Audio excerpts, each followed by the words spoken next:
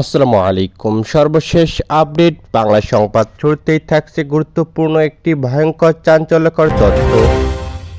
এদিকে শুরুতেই থাকছে দেশের জনগণের মধ্যে বিভাজন এড়াতে অন্তর্বর্তী সরকারের প্রধান উপদেষ্টা ডক্টর মোহাম্মদ ইউনূসকে জাতীয় ঐক্য গড়ে তোলার আহ্বান জানিয়েছেন ফখরুল। থাকছে বিস্তারিত। এদিকে থাকছে জামাতে ইসলামের আমির ডক্টর শফিকুর রহমান বলেছেন, ফ্যাসিবাদদের বিরুদ্ধে শুধু বয়স্ক যুদ্ধ করেনি, সবাই মিলে যুদ্ধ করেছে। থাকছে বিস্তারিত এবং সবচেয়ে জানিয়ে দেব, বিএনপির আন্তর্জাতিক বিষয়ক সম্পাদক ব্যারিস্টার রুমিন ফারারা বলেছেন, আমরা কোনো ষড়যন্ত্র আর দেখতে চাই না। আপনারা কি চান আমাদের ব্যবহার করে কোনো দুষ্কৃতকারী চক্র আবারও বাংলাদেশের মানুষকে ঢেলে দেখ? এতক্ষণ শুনছিলেন সংবাদ শিরোনাম, এবার থাকছে বিস্তারিত। দেশের জনগণের মধ্যে বিভাজন এড়াতে অন্তর্বর্তী সরকারের প্রধান উপদেষ্টা ডক্টর মোহাম্মদ ইউনূসকে জাতীয় ঐক্য গড়ে তোলার আহ্বান জানিয়েছেন বিএনপির মহাসচিব মির্জা ফখরুল ইসলাম আলমগীর। এদিকে প্রধান উপদেষ্টার সঙ্গে বৈঠকের পর এক সংবাদ ব্রিফিংয়ে তিনি এসব কথা জানিয়েছেন। এদিকে তিনি বলেন, আমাদের বৈঠকের উদ্দেশ্য ছিল গত কয়েকদিনের পরিস্থিতি নিয়ে আলাপ করা, আইন শৃঙ্খলা পরিস্থিতি, কয়েকটি কলেজের সংঘর্ষের বিষয় সহ সাম্প্রতিক পরিস্থিতি নিয়ে আমাদের উদ্বেগের কথা জানিয়েছি।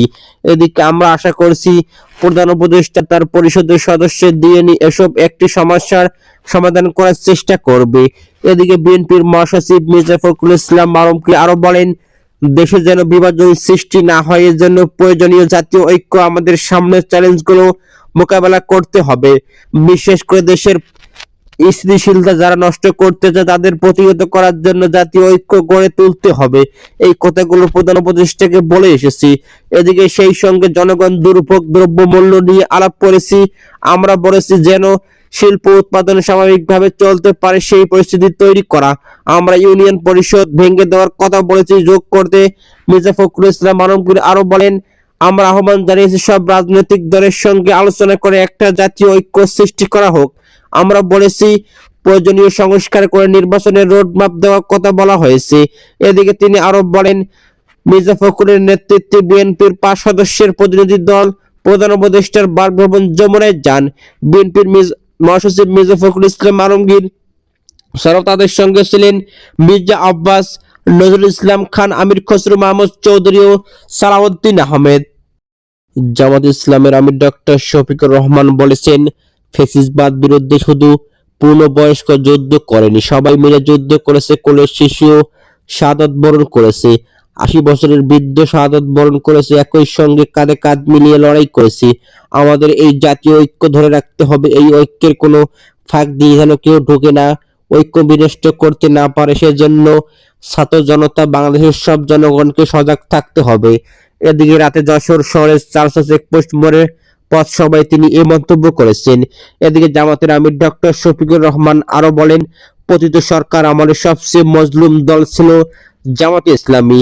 বিপ্লবের পরেও আমরা উল্লাসে ফেটে পড়িনি, সবাইকে শান্ত থাকার নির্দেশ দিয়েছিলাম।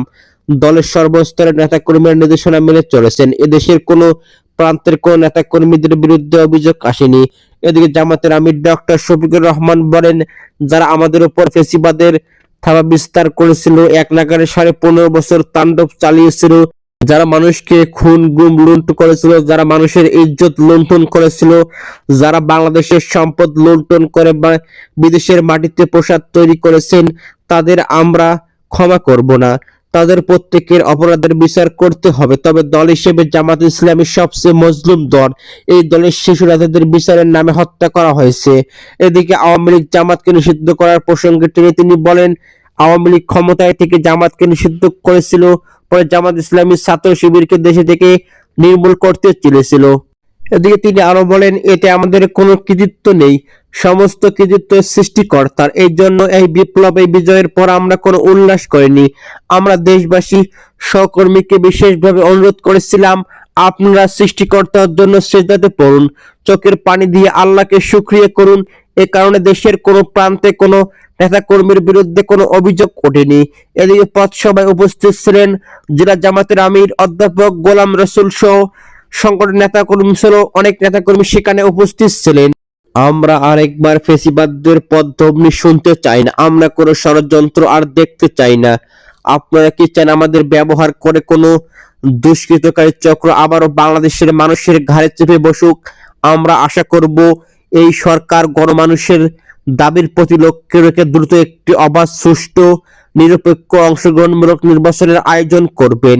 এদিকে আমাদের নেতা বিএনপির ভারপ্রাপ্ত চেয়ারম্যান জনাব তারেক রহমান পরিষ্কার বলেছেন, এই সরকার আমাদের সরকার, এই জন্য এই সরকারকে কোনোভাবেই ব্যর্থ হতে দেওয়া যাবে না। এদিকে বিকেলে ব্রাহ্মণবাড়িয়ার সরাইল উপজেলার সরাইল অন্নদা সরকারি উচ্চ বিদ্যালয় খেলার মাঠে বিএনপির অঙ্গ সহযোগী সংগঠনের উদ্যোগে বিএনপির কর্মী সমাবেশে বক্তব্য বলেন ব্যারিস্টার রুমিন ফারহানা। এছাড়াও সরাইল উপজেলা বিএনপির সাধারণ সম্পাদক মোহাম্মদ আনোয়ার হোসেন সেখানে উপস্থিত ছিলেন।